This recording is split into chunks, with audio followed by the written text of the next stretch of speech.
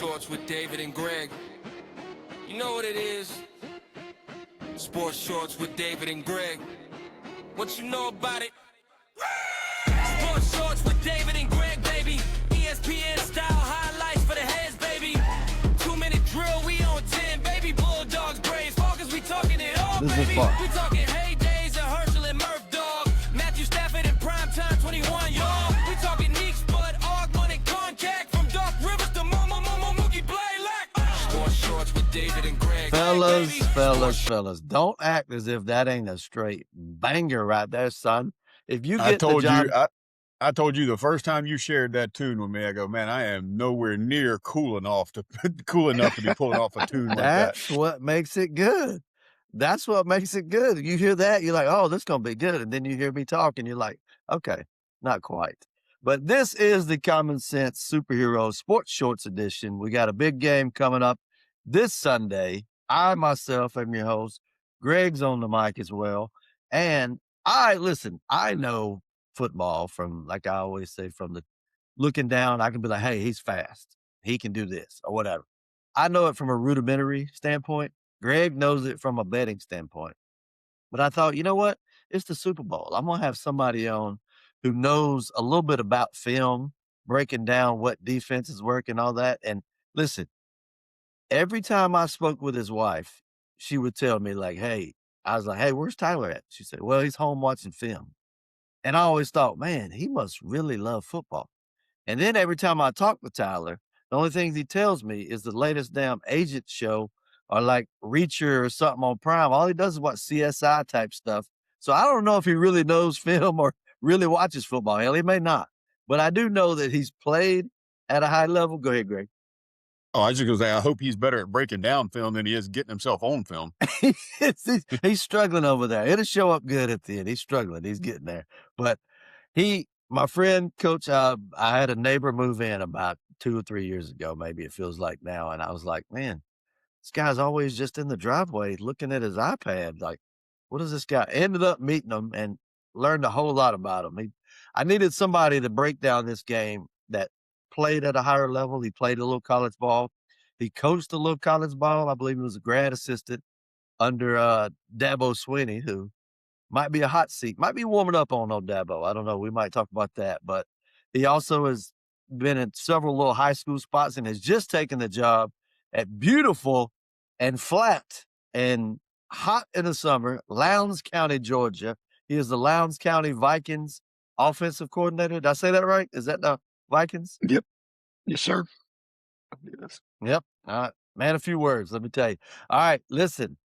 Coach Tyler Carlton joins us. Hang on, don't say anything yet. There we go. The crowd is going crazy. The crowd, I tell you. Coach Tyler, it's weird for me. I'm just Tyler. What's up, bud? How you guys doing today? It's good to be here. So far, how is Lowndes County treating you? Valdosta, beautiful Valdosta. You can't get any further south than that, hardly. No, Georgia, there's not much more room to go. It's been good. Got here Sunday night, and then been rocking and rolling ever since Monday. So, but it's been fun. We just finished up, I guess, our 4th day this week, and it's been a lot of fun. We got some really good players, good people. So it's been a good 4 days so far. So. Good. You got a different crop of guys down there. What region is Lowndes County in, or what, qualification? So we're 7A and we're in Region 1 down here. So as far as high school football, you're talking about the premier region in the state, and I would argue in the country as far as just top to bottom talent week to week. And you got some of the best players in the state. You got some of the best coaching as well. It's a really, really good region. So you got to bring it every Friday night, because if you don't, you're going to get exposed quickly. So that's going to be a fun challenge. Speaking of in the state and in the country, I recently listened to, what's the guy, Nesbitt, the guy that was at Gainesville? Niblett. Yeah, I heard him talking the other day, and he was talking about the differences in Alabama and in Georgia. And he said, Alabama, you got talent everywhere. But he said for some reason in Georgia, they just had more per per city that just stud athletes everywhere. Now, coming from a guy that coached in Alabama, that's saying a lot. Now he's out in Colorado, of course, with Dion with his damn cowboy hat. But but still, he gave Georgia high praise. And listen, you got to come to Georgia to get some players nowadays. I mean, we get a lot of homegrown talent at UGA, and look what happens there. Just saying. No doubt. So, I mean, that's the thing with Alabama. I mean, versus Georgia, you've got obviously you got a lot more people in Georgia, right? Because you've got really good players in Alabama. I recruited Alabama in my career, and as well as Georgia, and you've got some really good players, but you got really good coaches over there as well. It's just a sheer numbers game when it comes down to it. It's more spread out in Georgia. You've got your teams in the Atlanta area that are good. You've got teams in Northwest Georgia, Northeast Georgia, and then obviously you've got the South Georgia aspect of it down here. So it's a cream of the crop when it comes to it, and there's a reason why every school in America comes down here to recruit. Because you're dealing with some of the best players in the country. While recruiting, did you ever go through Macon and go to, is it Central City Park? You see those long softball fields they got over there, like super long? Did you I ever hear recruited about a Macon. story of one guy? Did you ever hear about a story about a guy who one day, with the wind blowing in probably about 15 miles an hour, just hooked up and hit 4 home runs in one game during a Industrial League softball game? I don't know if you might have heard about it, but there's rumors Yeah, was that all around was that Macon going was about that it. Greg?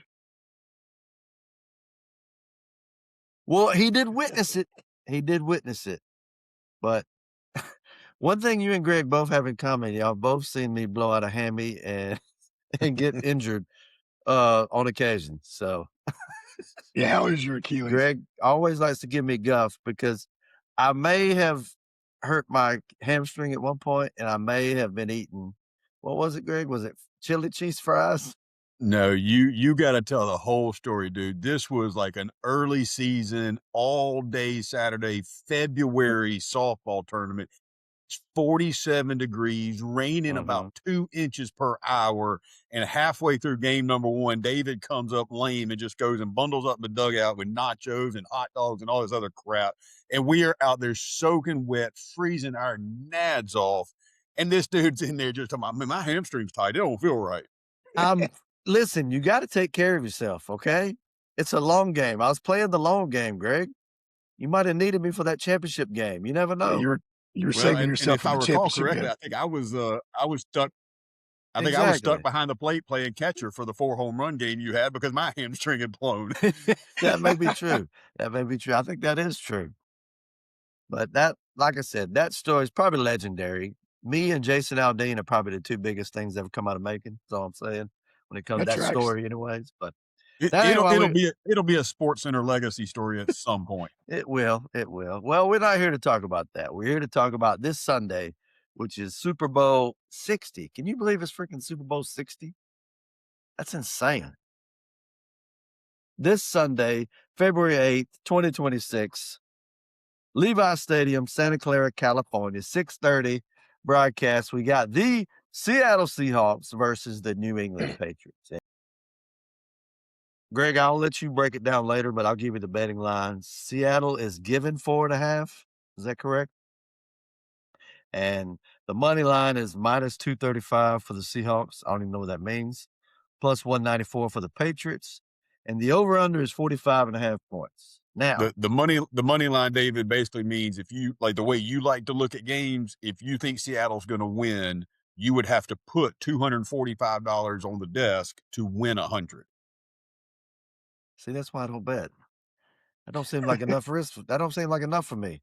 Well, that's why they hang those point spread numbers that give headaches to guys like me trying to make money doing it.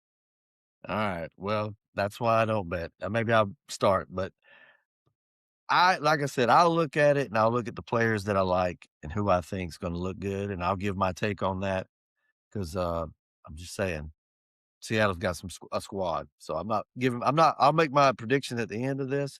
But Tyler, is there anything from a standpoint as far as Seattle's defense is just freaking insane, it seems. And it also seems like the Patriots offensive line has moments where they can be horrible. You're So, right. is there anything that from a defensive standpoint and offensive for the Patriots that you're looking at? I mean, if you look at, Seattle, you talked about them. I mean, they're allowing the fewest points in the league this year. And then you've got the Patriots on offense that are second in scoring in the league. So, I mean, if you talk about Super Bowl matchups, I mean, you've kind of got what you want from those angles because you're getting one of the best offenses, and then you're going to get one of the top defense as far as points, allowed. And so I think that's an intriguing matchup. I think that's probably what it'll come down to. Because you look at Seattle's defense, one thing they do a really good job of is the way they play different fronts. And what I mean by fronts is, those D linemen and how they attack the offense. Um, they give you a lot of different looks out of different types of packages, whether it's nickel or dime, especially against teams that run the ball well, which New England is a team that's been able to, run the football and they have a balanced downhill run game attack. And I think that what makes Seattle unique a little bit is their ability to play those multiple fronts, but also playing some tight zone coverage and not playing man, because they're able to disguise a lot of what they do defensively, um, because they're able to affect the offenses. Talking about Seattle's defense here, because they're able to affect these offenses with four rushers, and so they're not really a over blitzing team, if that makes sense. It's not like they're just, simming it. They're getting home a lot of times with four rushers and disrupting a lot of things. So that's a challenge, obviously, for the Patriots offense, because when you've got a defense that can do that, well, naturally, if you're only rushing four, that means your back end's going to have a chance to, and which is part of the reason why they've been really good all year is because they've been able to do that. And so you're able to stay strong in the back end and keep things covered up. And I think that's a piece that's probably going to show up on Sunday, because when you do have to blitz and send extra hats, now you've got to make up for it in the back end, right? You're betting on, all right, I'm sending this pressure to affect the quarterback to make him make a decision because in the back end now I've got to, there's always a stress point in a call defensively, meaning somebody's going to be stressed in this call. Now, defensively as a coach, your job is to figure out, okay, who can I stress the most in these calls, right? Without getting beat all the time.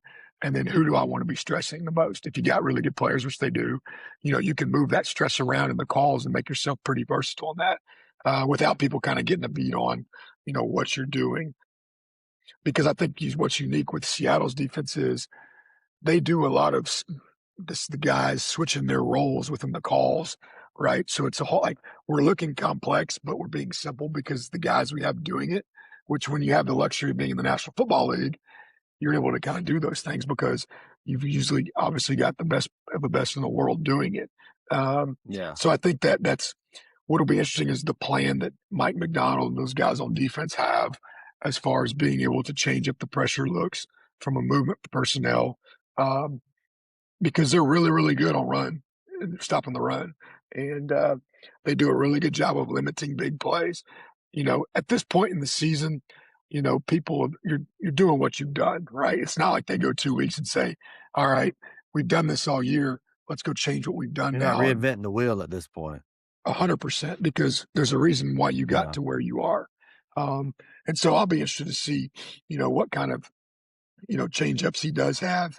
Because you'll have a few that you'll carry in there, just maybe things on tape. Because heck, they've got, how many ever, 20 something games of tape on you, and you've got your identity and of who you are. But I'm interested to see how it's going to match up defensively. Talking about the Patriots, I mean, like I said, they're a team that runs the ball really well. They kind of lean on the gap scheme stuff, which gap schemes you're referring to, like when you hear people talk about power, counter. They do a really good job on lead ISOs, running the whams. And then because what they're doing is they're trying to sequence you to set up the play action, which I think Josh McDaniels does a really good job of layering his concepts, right? And layering meaning build off of what you do in the run game, because at the end of the day, you've got to be able to run the football. Whichever offense can run the football effectively on Sunday is going to be the team that probably wins the game. And then being able to have a Well, balanced passing attack with it. When you say disguise the defense, are you referring to like linebacker coming up and faking blitz and then dropping back in coverage? Is that what you mean by disguising the defense when you're It talking could be, earlier? or it could be just, from a structure standpoint, whether it's simulating pressures, right? You got guys walked up to one side, so you're trying to get a team to check a protection to pick up what they think's coming, and then drop that guy out and bring the pressure from the other side because they're really trying to scheme you up protection wise, right? To make you to get the extra hat free, or is it in the back end, right? From a coverage standpoint, of they're showing you a picture and then post snap, that picture is going to change, right? Trying to confuse the quarterback. So disguise it means, hey, I'm showing you a 2 high look, for example, but now I'm going to either, get to a 1 high look, or I'm going to be, you think it's quarters, but hey, I'm really playing a cloud type coverage, meaning cover 2, or you playing a combo coverage, and trying to make, because you're trying to make everything look the same from a picture, right? And the more you can do from the same look defensively, but then get to other stuff post snap, that's how you create the confusion on the quarterback. And then vice versa, offensively, you're trying to do a lot of the same things from the same look. You're going too far over my head, Tyler. You're going too damn far over my head. hang on. I got to interject here because to this point, I'm sitting here and I don't know how many people have picked up on this, but that was like sitting through a high level, like Masterclass. college calculus class. But right in the middle of that class, that high level calculus class, Tyler dropped a little 2 + 2 = 4 on us because what he said, and I'm not trying to steal his thunder, is the team that can run the ball the best probably wins the game. And all that high level calculus is great, but that 2 + 2 = 4 math of the That team that is. can run the ball the best probably wins the game. That's the most important thing I think he said. And I No will doubt. say, like, if it was me, and this is probably why I'm not a coach, because I would just go with this kind of logic. If I'm not mistaken, Drake May is the youngest guy since Marino. Is that correct? To be a quarterback in the Super Bowl. So if I'm Seattle's defense, I'm bringing the house as much as I possibly can and going to pressure him. And yes, he's looked good this whole year, but this is a Super Bowl. This is a different ball game and the pressure and the stress that comes with it. So I'm trying to bring the house around and see if I can get to him and make him. And if they're going to run the ball, then I'm bringing the house with me. But you're going to have to beat me over the top. I'm just saying, I'm not going to give you anything underneath, and I'm going to try to bring the house. Well, I think that's, it's going to be part of it. And then I think too, sometimes it's not so much just sitting there saying, well, I'm going to bring all this pressure, but going back to talking about being able to disguise your looks. When you got a young guy in that type of an environment, right? It is what it is. It's different, right? Are you able to confuse that guy and make him make some poor decisions? And so that's where I think the intriguing piece of this matchup will be, because you've got him at quarterback, and he's a really good player. But, you're playing in the Super Bowl, and it is different, right? It's a different element to it. So I will be interested to see how he handles that. You know, versus a really good defense.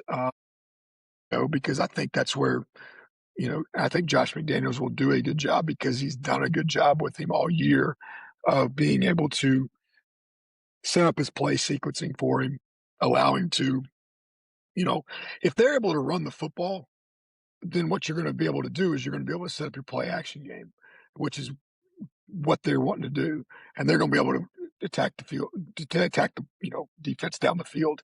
Now, whether that's drop back pass, play action, being able to, what Daniels does a really good job of, and he's done it over his career, is he does a really good job of using different formations, using shifts, using motion, all right, and beating man coverage, beating zone coverage, and trying to isolate guys and get those one-on-ones.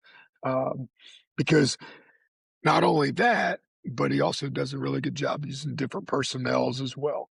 And so he's able to create those mismatches and create matchup problems, which offensively, that's what you're wanting to do. You're trying to create the favorable matchup against the defense, right? And so the ability to be able to move guys around, and you're not necessarily running new concepts. You're doing a good job of, a lot of times you're running the same stuff.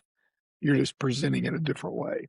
Whether that's with unbalanced formations, formations into the sideline. What I mean by formations in the sideline, you're putting the majority of your players into the boundary, right? Because it creates some spacing issues. You don't see a lot of it in the NFL because of the hashes.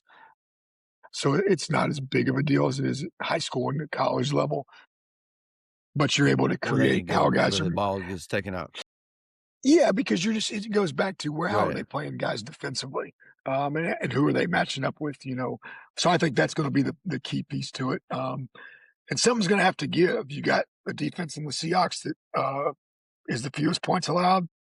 Patriots are second in scoring, so somebody's going to have to give on one of Well, them. And listen, they may be second in scoring, but I know Stephon Diggs is first in scoring because I think he's got like 6 kids with like 6 different mamas. So if you looking for somebody to score in this game, I'm gonna He's guess still it's gonna second to Antonio Cromartie. yes. yeah, He had like 11, wasn't it? He up there with Sean Kipp status. Yeah, I think he's he got his whole legit had team. like 9 or 10 with 8 or Yes. 9 different baby mamas. Stephon got Cardi B, baby. Cardi. But back to the running the ball, what you were saying, that which, it seems like that's rudimentary, but it's common sense most of the time. That's what happens because that opens up, like you said, opens up a play action, opens up the passing game. And if I had to look at the 2 running backs, I'm going with Kenneth Walker III to really be able to step up and do something because this last game that in the championship game, conference championship, like I said, it was like he was running downhill. You could not stop the guy. He was just twitchy, just fast, but powerful. Like I was trying to think of somebody to compare him to, and I mean maybe Adrian Peterson, perhaps, but my money's I, on him. David, you in one of our earlier episodes, I showed some glory towards Kenneth Walker. I think he is one of the more underrated backs in the league. I would not go draw an Adrian Peterson comparisons yet. Let's It's a little early. I not be get it. prisoners of the moment, David. They have not exactly been blowing through some of the more elite run defenses in the last couple of games. The Well, that's Patriots true. The the 49ers Patriots was can weak, stop the obviously. run. They have all year. I think Kenneth Walker will be an integral part of the game, but I think he's going to have to tote it, 20, 22 times to maybe get 70, 80 yards. He's going to work for it. Speaking of comparisons that are way too early, there's 2 shows I watch every day. The Abby Phillips show on CNN, don't ask, I don't know why I do it, and PTI. And they had Steve Young on PTI. They have Steve Young on PTI yesterday, and he was talking about, I'll get this right name, Jackson Smith. Say it, Greg. You have a much And better. Jigba. And Jigba. He was talk about absolutely insane comparisons. He was saying that he reminds him a lot of Jerry Rice. And I'm like, okay. But you got to put credence into what he said because it is Steve Young who played with Rice, but said his hands, which you saw that catch in the conference game. I mean, come on. Just the ball didn't even move. He just palmed it. And he said I mentioned twitchy earlier. He said he's twitchy and he knows where he's going and nobody else seems to be able to pick up on it, which was Jerry Rice's strong suit. That and Jerry Rice went from 0 to full speed and like that. Not that he was overly fast, but he just was wide open in a heartbeat. And so that comparison to that, I mean, if Kenneth Walker can do something and you can go over the top to Njingbe, I like my chances with Seattle, and that's the tip of my hat here, but that's who I'm leaning towards.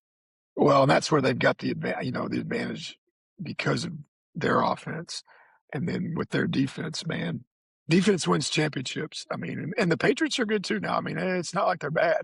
It's just, the old saying is, Yeah, you clearly, yeah, they got you throw the ball to score points, but you run the football to win championships. Because at the end of the day, if you can establish the run, then you're able to do a lot of other things. When you can't run the football, it makes it really, really tough because then you have to be perfect. You have to be perfect in the pass game, and that's really difficult to do at any level of football.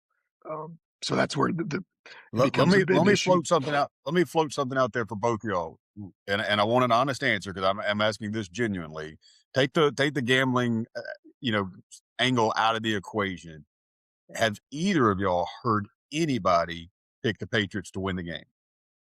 And let me preface it. I think Seattle is the better team. I think Seattle wins the game. But let me just have y'all heard anybody on any radio show, any podcast, any sportscast show? Has anybody said the Patriots are going to win the game? What happens when nobody gives anybody a chance? And They win. I'll say this. Remember when the Patriots had that whole deflate gate and they got all that and they got pissed off and they came back and won the Super Bowl and Roger Goodell didn't even want to give the trophy and all that good stuff. Or they got booed. What's happened in the last couple of weeks that has almost pissed off all the Patriots? Bill Belichick didn't get into the Hall of Fame on the first ballot. Robert Kraft didn't get on the first ballot. So it's almost like everybody's against the Patriots. And like you said, what happens when that happens? They end up finding a way to win. So if the Patriots are going to win, I think it's kind of a big FU to the NFL for not putting Belichick in there in the first ballot and not putting Robert Kraft in there in the first ballot. If I had to pick the Patriots, that would be their motivation for me. I think that's the thing that with this matchup that's really unique is you've got two really, really good teams that it's not like either one was a surprise, if that makes sense. They got there. And, again, that us versus the world mentality. Nobody picked them at the beginning of the season. No. They're one of the lowest predictions to get to the Super Bowl this year, though, from the first of the season. Not once we started, but I want to know the season, nobody was thinking Seattle or Patriots.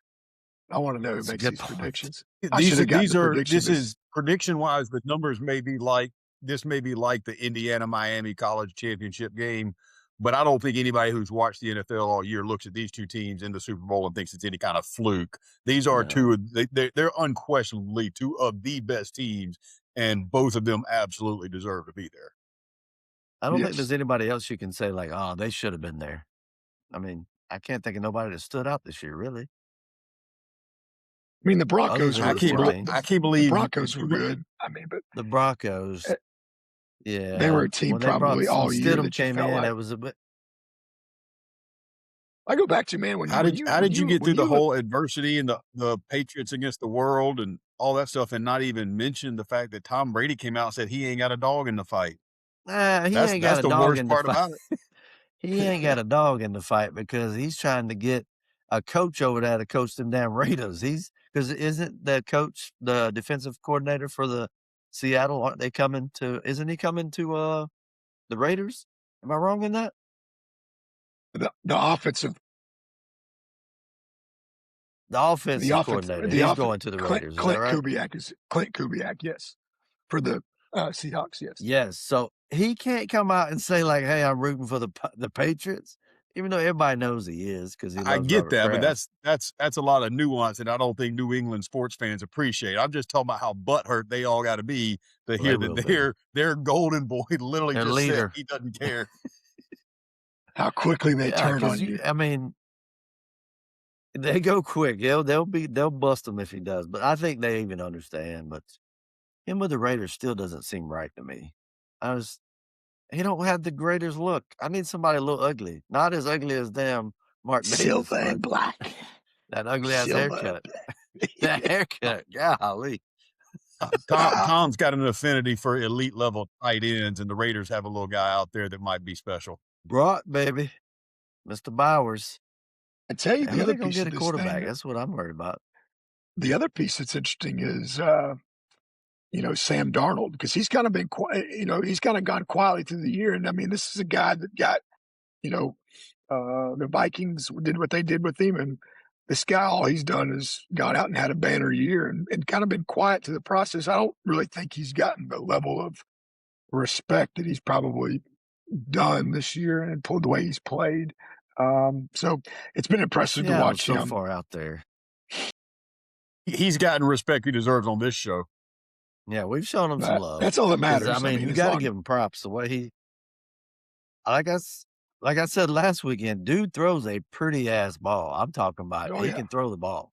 And he's sharp. He's more accurate than I expected. Maybe it kind of got overshadowed. Throwing up to those receivers up in Minnesota. I'm like, I could throw the ball to Justin Jefferson. It wouldn't matter. But he throws a damn good ball. So maybe he will show out. And let's do this. Who do you have winning the MVP? Because I believe Sam Darnold is the favorite to win the MVP. Yeah, Sam Darnold is the favorite to win the MVP. If you had to pick an MVP, who you think is going to be the MVP, who might you pick? Tyler, you go first. I would have said Sam Darnold. Sam, makes sense. Because I mean, Greg, who you got? Well, keep in mind now, as much as I try to compartmentalize things, I do tend to still look at anything sports wise from the gambling perspective. And so taking the prohibitive favorite to win the MVP is not the number that I would be looking for. It's not a gambling thing, Greg. Just a damn with your heart. I would Speak probably with your go heart. with I would probably go with the guy that you can't pronounce his name. I would like the value on a guy like Jackson Smith and Jigba. I think it's gonna be tough for Yes. either team to run the ball. I do think the Seattle Seahawks win the game in the end. And as we get into the official plays later, I think JSN could have a pretty big day receiving the ball. And I think the correlation of Seattle winning the game, I would take the better odds on him having a statistically good enough game that he wins the MVP. I think he's probably, in my eyes, he's going to be where he should win it, but I think it's going to be a MVP scenario because somebody's got to give him the ball, and I think it's going to make Sam Darnold look good by giving him the ball, and he's going to do some magical things. So if it is Jackson and Jiba Smith, I think it's going to be a co-MVP scenario. But if you have to go one MVP, I'm going to go with my boy, Kenneth Walker. I'm just thinking he's going to show. I mean, he impressed the hell out of me last game. I know they were playing at home and they were, the Broncos were the Broncos, but no, who were they playing? They played Broncos. Who's that? Anyways, Seattle?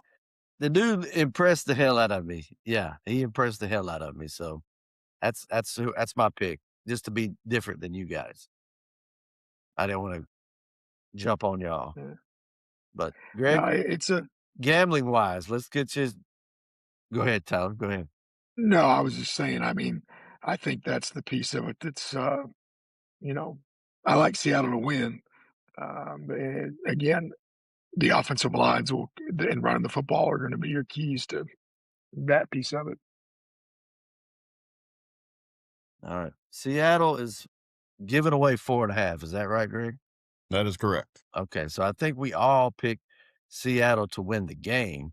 However, do you take them to win with the point spread?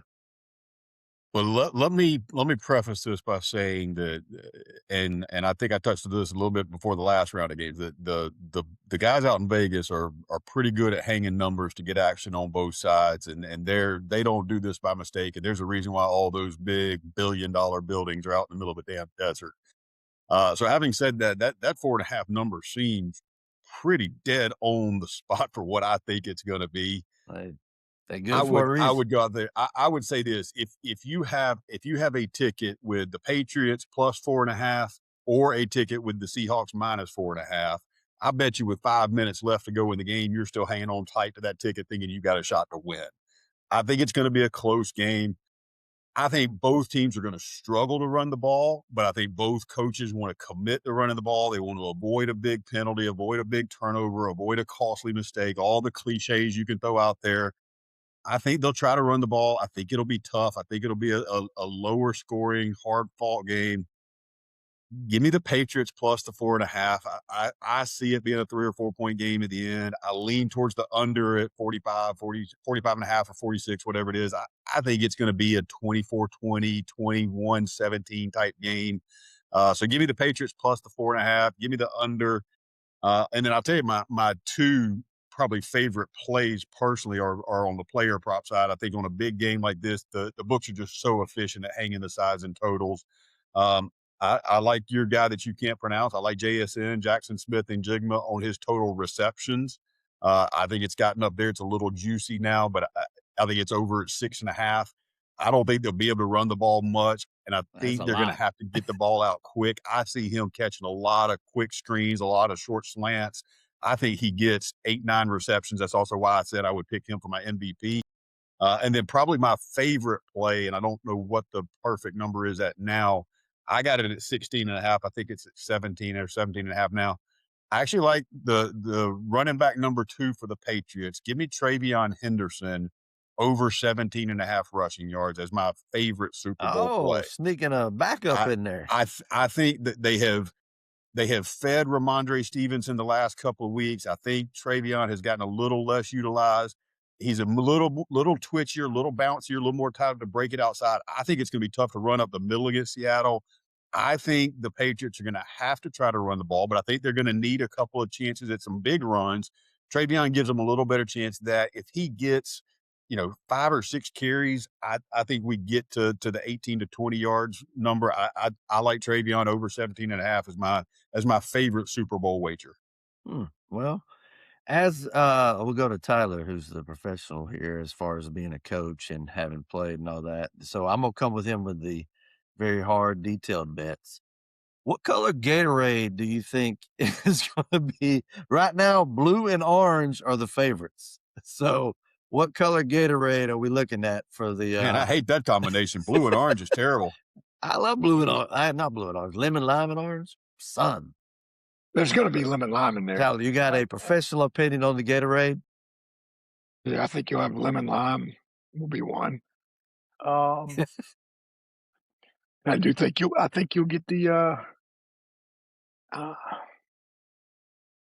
I'd go with the Glacier Frost, man, but I don't know. I mean, if that's in the bed, but That is a good one. I doubt there's I many mean, zero sugars out there that they're gonna go with, but the Glacier Frost is not bad. Remember they did the kiwi yeah, something? They even did a cucumber kiwi one. strawberry I is doubt good. that makes it. Well, Tyler, who do you got officially winning the game? You got Seattle? I got Seattle. I got 27-24 Seattle. I think, like I said, Alright. to what Greg said, close ball game. I think there's a little bit. I don't think it's as low scoring maybe as people maybe predict, but I do think it's going to be a 3-point game. I just think Seattle's defense keeps them out one less time and ends up winning the thing. Well, I think it's gonna be a close game, and I think special teams are gonna be the difference maker. I mean, I know that's a cheap way to cop out because it covers both field goals and punt returns and all that, but I think a punt return, either scoring off a punt return or getting one in field position towards the end is gonna be the difference maker. So I'm gonna go with The special hidden teams, but I yardage am will be still big. gonna go with Seattle because I think they have the better special teams, and there's something special about Seattle this year, and like I said, maybe it's my love for Steve Largent, but that's who I'm going with. So write it down. I got Seattle. Greg put his bets up there. Tyler put his. Tyler, Greg so far has only lost one bet, and the Wofford Terriers are the ones that let him down. I told him, And don't be they've betting been on doing Wofford that. Terriers. He didn't They've believe been me. doing it. Yeah, that's Tyler has a you little live experience and of the learn. Wofford Terriers letting them You down. live and learn. He I threw do that out there. I appreciate was the like, reference. man, you got no idea. I do appreciate the reference. Steve Largent, he's a Tulsa grad, so he's a Tulsa guy. So Oh, is that? Didn't even know that. yeah, Didn't even know that. yeah. I just So love me some yeah. Steve Largent. So But is Lovey that's it Smith. for We've today, got some Tyler. guys. Thanks for coming on, bud. Lovey Smith is?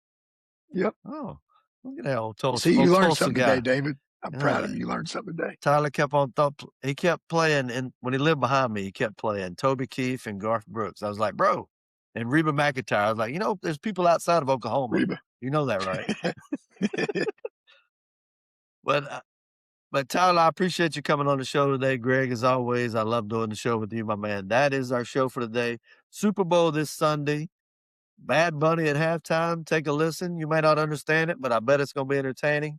Turning Point is putting on their own halftime show with Kid Rock and a few others. But either way, have some wings, have a drink, have a beer, have a Hey, good time. Tyler, go ahead. David, since I know both of us are terribly excited about the Bad Bunny performance, and I want to I make actually sure kinda we don't am. cross wires and both wear the same dress and support. Will you make sure and let me know what color dress you're wearing for the halftime show? I mean, clearly I'm going with the royal blue old throwback Steve Largent I jerseys just from don't want to see Seattle. pictures of you and I wearing the same thing and you trying to copy me again. Don't be hating Yeah. on Bad Bunny. I kinda like old Bad Bunny. Did you not see him in Happy Gilmore 2? Hell, he was awesome. He did good in that. But that's it for today. We won't let Tyler get involved in our conversations of that. He's still got a job to do. Tyler, good luck down in Lowndes County, my friend. I Appreciate would it. say I'd come watch you play, but that's a long ass ways. That's a long Come ass on. way. It ain't Thanks that for far. joining the show, Tyler. We do appreciate the expertise, my man. I'll be sure to take care of Appreciate the it. wife and kids while you're away. Just let give them a call. Tyler, I appreciate you, brother. Thanks. And everybody, All right. thanks for listening. Go like, subscribe anywhere on Apple Music, Apple, anywhere you can find us. We appreciate it. Greg, you out? Love y'all. God bless. Appreciate it, guys. Thanks. See you guys. See you, Tyler. Appreciate you, bud. All right, man. Thanks. See you.